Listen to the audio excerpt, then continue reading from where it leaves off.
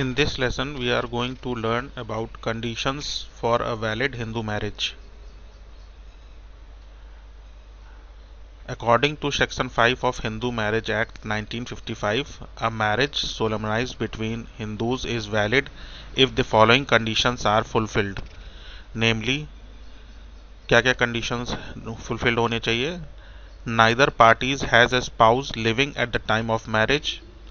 At the time of marriage, neither party is incapable of giving a valid consent due to unsoundness of mind, though capable of giving valid consent but is suffering from mental disorder of such kind as to be unfit for marriage or and procreation of children, or has been subject to recurrent attack of insanity. The bridegroom has completed the age of 21 years and bride the age of 18 years at the time of marriage. ये तो सभी को पता है. The parties are not within the degrees of prohibited relationship, but if custom permits, such marriage is valid. The parties are not sependas of each other, but if custom permit, such marriage is valid. Sapinda relationship और prohibited relationship ये सभी अभी हम लोग आगे देखेंगे.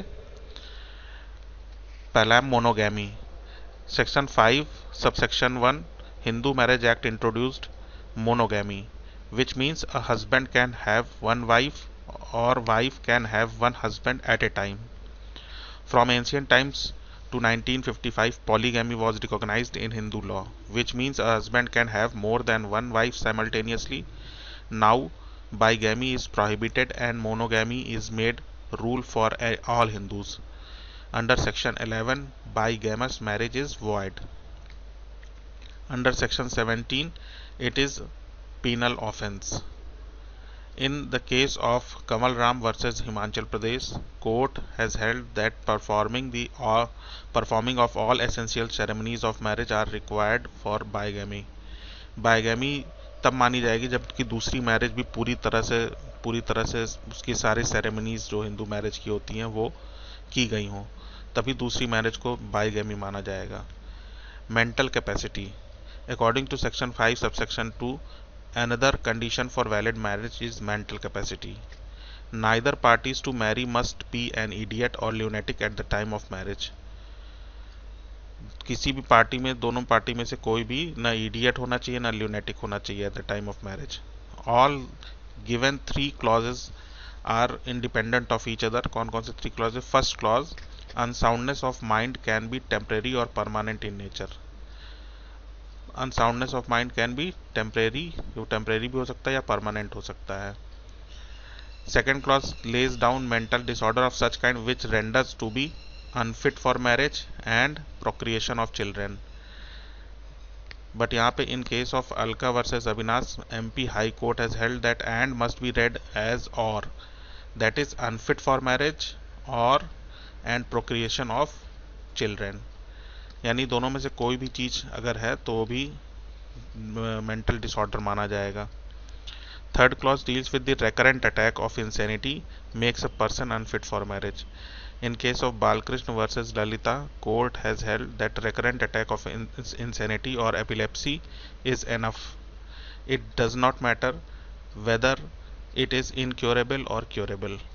कभी कभी एपिलेप्सी क्योरेबल भी होता है या इंसेनिटी कोई होता है जो क्योरेबल होता है, बट इससे मतलब नहीं है. अगर ये चीज बीमारी है तो वो अनफिट माना जाएगा. Marriage is in violation of above 3 clauses are voidable.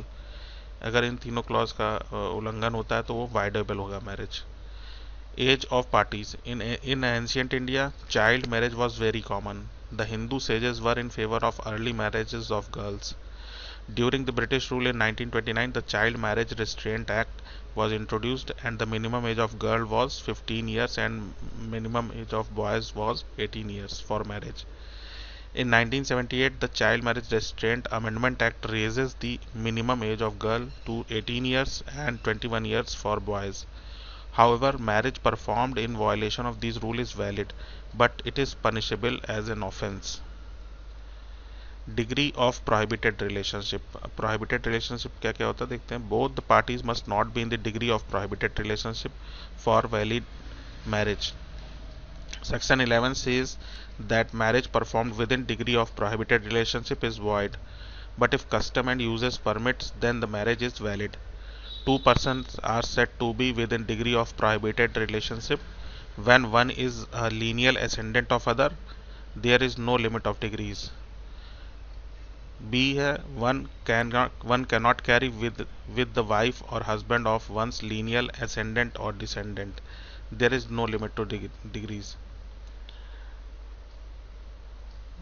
C है one cannot marry with the wife of brother, father's brother, mother's brother, grandfather's brother, both paternal and maternal side, माता पिता पक्ष दोनों की तरफ से, grandmother's brother, both paternal and maternal side. ये सब प्रोहिबिटेड डिग्री ऑफ रिलेशंस है, मतलब यहाँ पर ये मैरिज नहीं हो सकती इस रिलेशनशिप में. Two person cannot marry each other with the following relationship: brother and sister, uncle and niece both paternal and maternal side, aunt and nephew both paternal and maternal side, children of brothers and sister, children of two brothers and two sisters. ये सब prohibited relationship हैं. अब देखते हैं sapinda relationship. Section 5 subsection 5 lays down that it is one of the condition that both the parties to marry must not be within sependa relationship. Under section 11, this type of marriage is void, but if custom and uses permit, then the marriage is valid. Two person will fall in sependa relationship if they are 3 degrees of ascent through mother inclusive, 5 degrees of ascent through father inclusive. ये इस illustration में दिखाया गया है, जहाँ पे P person है, M mother है और F फादर है.